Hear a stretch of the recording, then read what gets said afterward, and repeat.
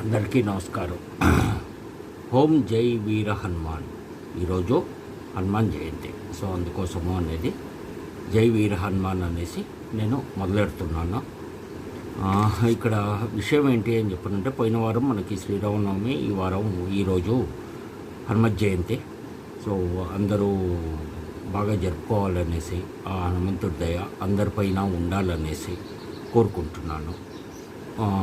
ఇంకా అసలు విషయానికి వచ్చాము అంటే, మనకి ఆంధ్రప్రదేశ్లో లేదు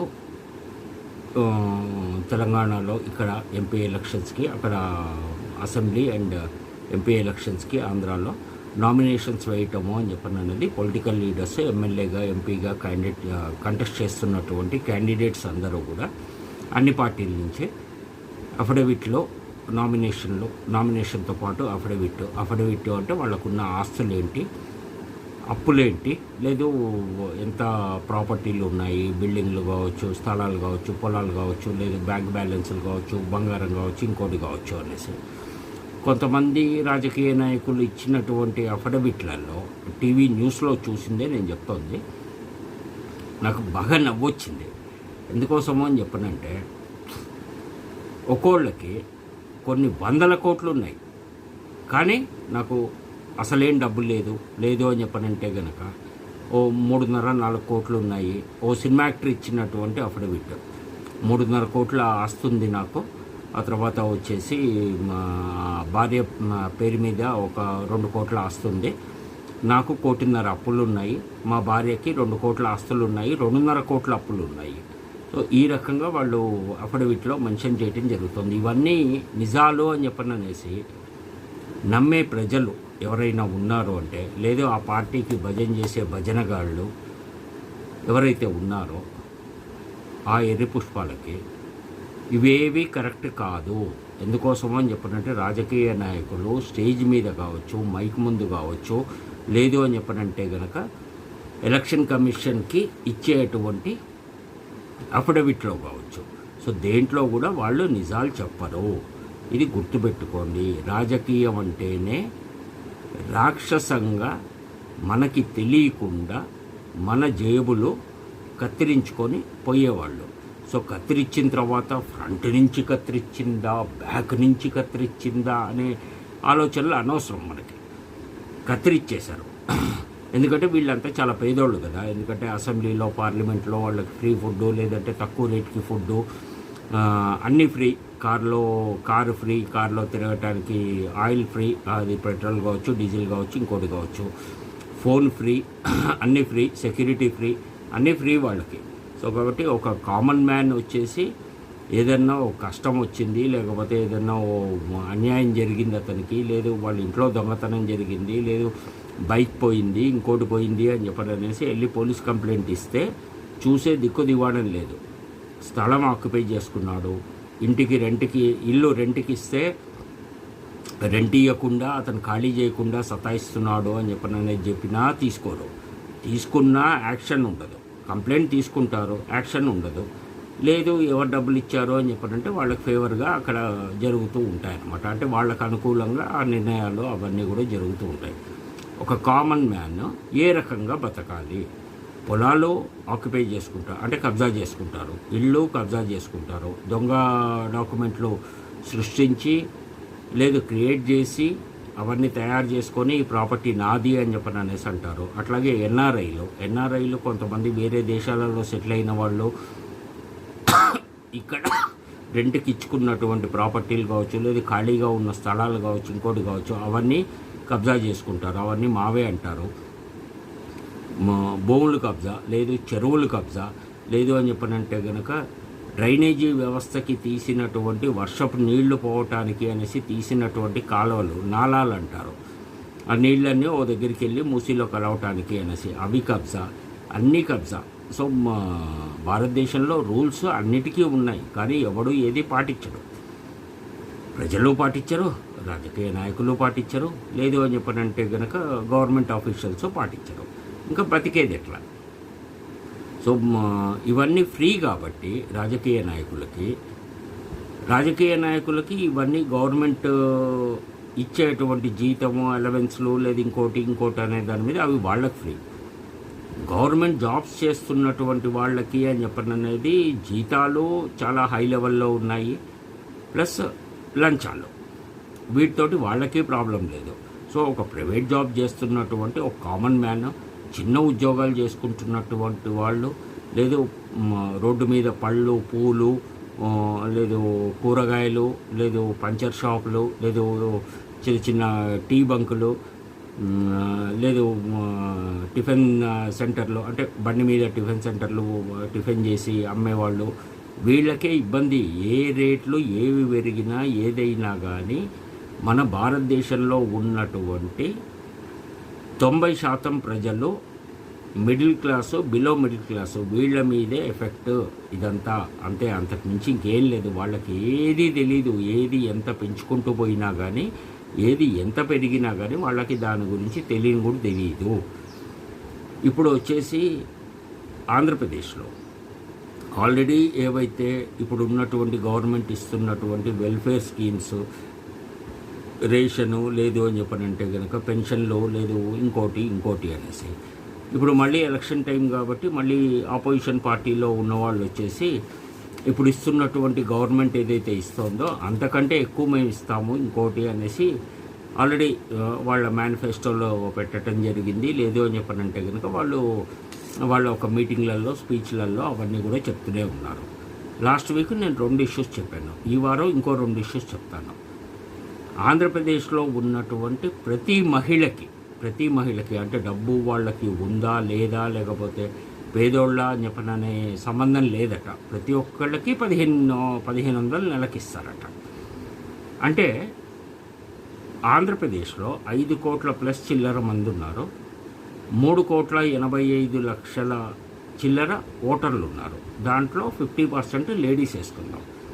అంటే దగ్గర 160 కోట్ల మంది లేడీస్కి నెలకి 1500 లెక్కల్లో డబ్బులు ఇచ్చారు. అంటే ప్రతి అమ్మాయికి, ప్రతి మహిళకి డబ్బులు ఇచ్చారు అని చెప్పనంటే ఎంత లెక్క అవుతుంది? దానికి బడ్జెట్ ఎక్కడి నుంచి ఉంది? ఇది ఒకసారి ఆలోచించండి. రెండోది, ఆల్రెడీ ఇప్పుడున్న గవర్నమెంటే దగ్గర 10,83,000 చిల్లర అప్పులు చేసింది ఇంకోటి అనేసి సెంట్రల్ ఫైనాన్స్ కమిషనే ఇచ్చినటువంటి రిపోర్ట్. ఇది ఒకటి. 2 వచ్చేసి ఉద్యోగాలు ఇవ్వట్లేదు, లేకపోతే కొత్తగా ఫ్యాక్టరీలు పెట్టలేదు, ఆఫీసులు పెట్టలేదు, సాఫ్ట్వేర్ కంపెనీలు పెట్టలేదు, ఉన్నవే తీసేశారు కొన్ని, ఇంకోటి అని చెప్పననే దాని మీద నిరుద్యోగం పెరిగిపోయింది, ఇది అని చెప్పననేది ఇప్పుడు ఉన్నటువంటి గవర్నమెంట్ మీద అని చెప్పననేసి ఆపోజిషన్ వాళ్ళు చెప్తున్నటువంటి మాట కరెక్టే. ఇప్పుడు దీనికి ఏంటి అని చెప్పనంటే అన్ఎంప్లాయిడ్ యూత్, చదువుకొని ఉద్యోగం రాని వాళ్ళు ఎవరైతే నిరుద్యోగులు ఉన్నారో వాళ్ళకి నెలకి 3,000 రూపాయలు ఇస్తాము అని చెప్పననేసి ఇప్పుడు ఉన్నటువంటి ఆపోజిషన్లో ఉన్నటువంటి కూటమి పార్టీలో ఇచ్చినటువంటి హామీ వాళ్ళ మేనిఫెస్టోలో పెట్టుకుంది. ఇవి 2 అయినాయి. పోయిన వారం 2 చెప్పాను, ఈ వారం 2 చెప్పాను, వచ్చే వారం ఇంకో 2 చెప్తాను. ఎలక్షన్స్ టైం దాకా ఇట్లా ఏవేవి ఇచ్చారో వాటికి అయ్యే ఖర్చు ఎంత, లేకపోతే డబ్బులు ఎక్కడి నుంచి వస్తాయి ఏంటి అనేసి. ఇది ఒకవైపు. రెండో వైపు ఏంటి అని చెప్పనంటే ప్రైవేట్ జాబులు ఎవరు చేస్తున్నా సరే, ఒక ఫ్యాక్టరీలలో చేస్తున్నటువంటి చిన్న ఫ్యాక్టరీలలో చేస్తున్నటువంటి వర్కర్స్ కావచ్చు, లేదు అని చెప్పనంటే కనుక ఫ్యాక్టరీలలో చేస్తున్నటువంటి చదువుకున్న వాళ్ళు కావచ్చు, అకౌంట్ సైడ్ కావచ్చు, జనరల్ మేనేజర్ కావచ్చు, లేదు ప్రొడక్షన్ సైడ్ కావచ్చు, లేదు ఇంకోటి సూపర్వైజర్లు, ఇట్లాంటివి చాలా ఉన్నాయి. అటు కన్స్ట్రక్షన్ తీసుకున్నా, ప్రొడక్షన్ తీసుకున్నా, ఫ్యాక్టరీస్ తీసుకున్నా, ఏవి తీసుకున్నా, ఇవన్నీ ఒకవైపు. రెండో వైపు ఏంటి అని చెప్పనంటే సాఫ్ట్వేర్ ఉద్యోగాలు. ఓకే, సాఫ్ట్వేర్ ఉద్యోగాలలో ఇప్పుడున్నటువంటి ఎంఎన్సీ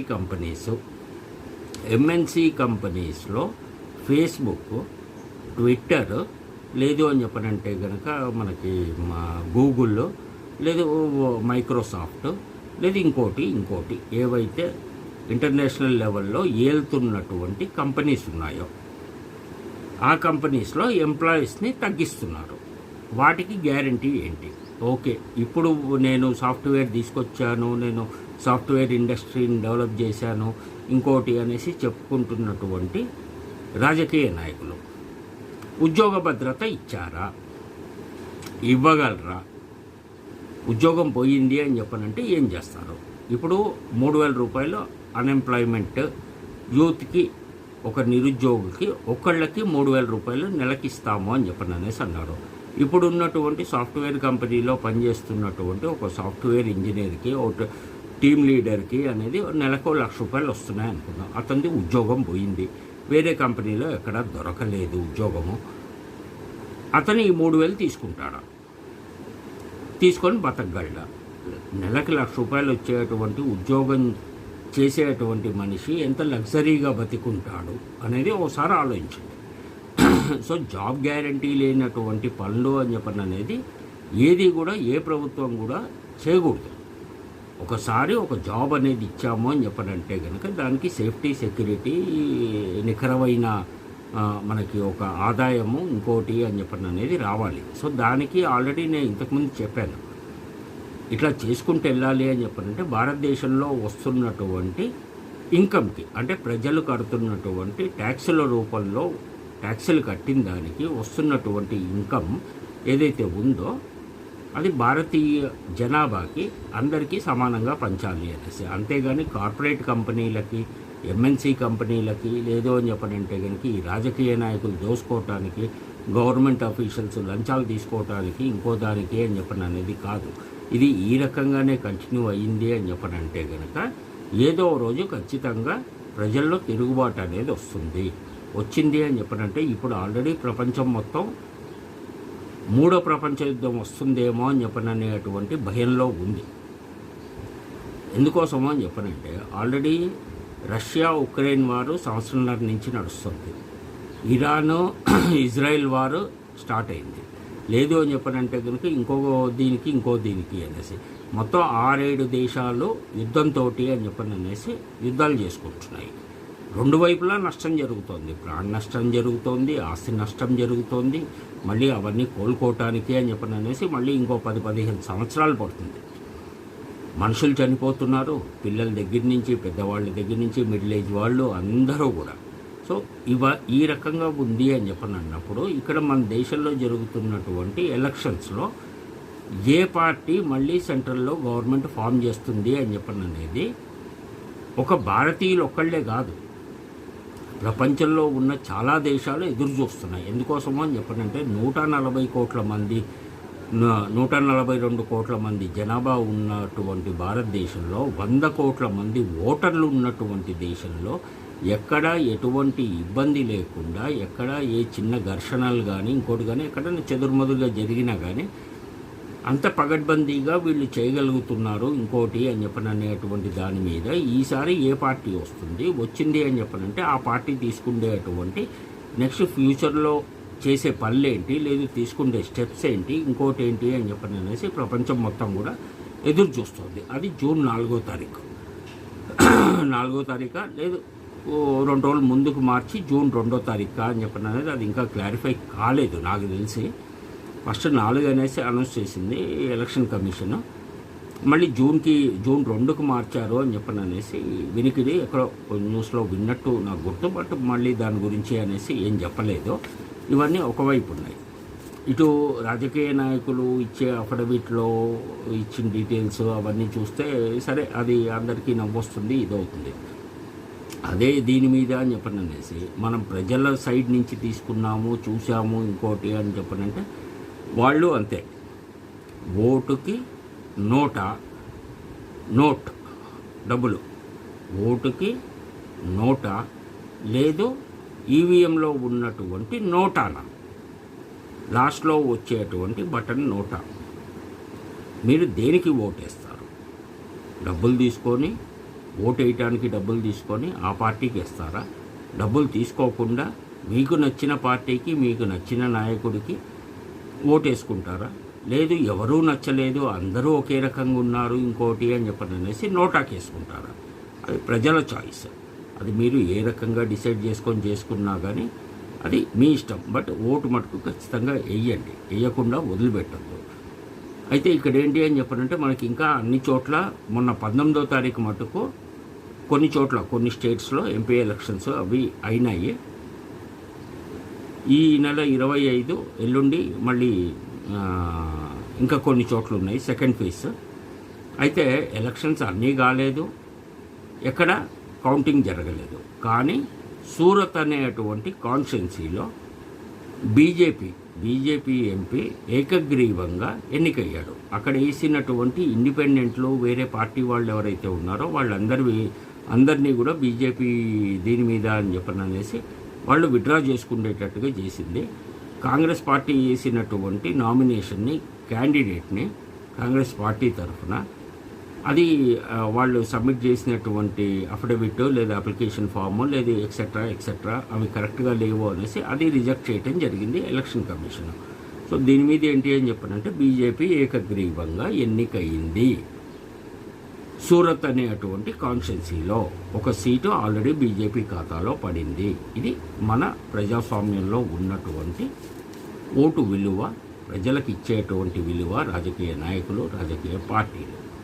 ఇది ప్రతి ఒక్కళ్ళు ఆలోచించుకొని దాన్ని బట్టి మన జీవితాన్ని మనం ఏ రకంగా బాగు చేసుకోగలము అని చెప్పిన దాని మీద చూడండి. ఎందుకంటే మనుషులు చాలా రకాలుగా ఉంటారు. ఎన్ని రకాలు ఏంటి అనేది అవకాశం ఉంది అంటే నేను వచ్చేవారని చెప్తాను. లేదు అంటే ఎలక్షన్స్ అయిపోయిన తర్వాత మే 13 తర్వాత మళ్ళీ డబ్బు గోల, రియల్ ఎస్టేట్ మోసాలు, లేదు ప్రజలు ఎన్ని రకాలుగా వాళ్ళ ఆలోచనలు ఉంటాయి, అవసరం ఉన్నప్పుడు ఏ రకంగా ఉంటుంది, అవసరం తీరిన తర్వాత ఏ రకంగా ఉంటుంది ఏంటి అనేది అప్పుడు దాని మీద అని చెప్పిన అనేది అన్నీ కూడా అప్పుడు చెప్పుకుందాం మనం. ఎనీహో వీడియో చూస్తున్న వాళ్ళందరికీ కూడా థ్యాంక్ యూ వెరీ మచ్. మరొక్కసారి జై వీర హనుమాన్.